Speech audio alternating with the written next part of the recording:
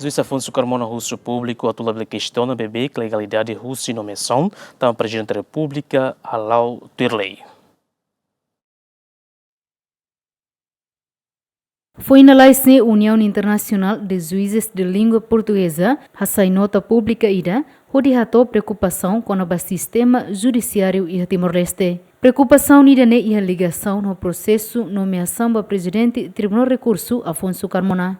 A preocupação né, presidente do Tribunal Recurso Afonso Carmona, os juízes Sira e a União Internacional de Língua Portuguesa, labele preocupa a situação né, também presidente da República José Ramos Horta nomeia nia tua competência presidente da República nian. Timor-Leste, nação soberana, a liga preocupa Timor-Leste nessa situação. Quando colhe Timor tem se hatene história os 2000 to 2025 né, também tinha lei né complicada tudo. Mas regulamento do teto, mas lei Indonésia, lei número 3 2010 de fontes de direito são as leis da Indonésia.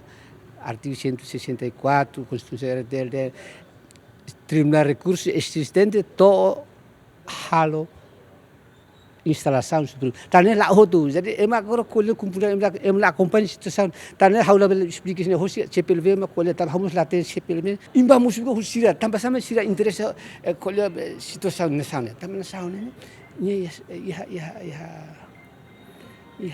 regra rasi. Lá é o problema, presidente Macron é o problema seja. Im lei da Constituição RCT, né, artigo 186, alinha J, né, presidente nomeia presidente do Tribunal de Recursos, presidente nomeia Supremo Tribunal não tomar posse. Lá dentro tuir lei haruga, compreende? O presidente hal tuir não pode obviamente fazer.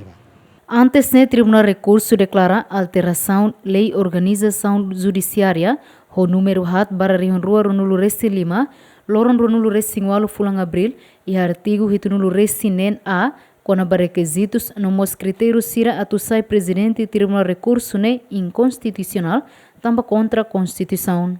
Antes nemos jurista no sociedade civil sira halona crítica oi tamba la ia cumprimento ba decisão tribunal nian nebe considera katak artigo balong husi lei número hat bara rio rua ronulu recém 5 inconstitucional. Honune ia loron sanu recém ida fulang agosto ne deputado husi bancada Fretilin no PLP hatamone pedido ba tribunal recurso onde justo aclaração com a ba acordam mas beto agora Tribunal Recurso será for resposta. Santina de Jesus, Jacinto Fuca, GMN.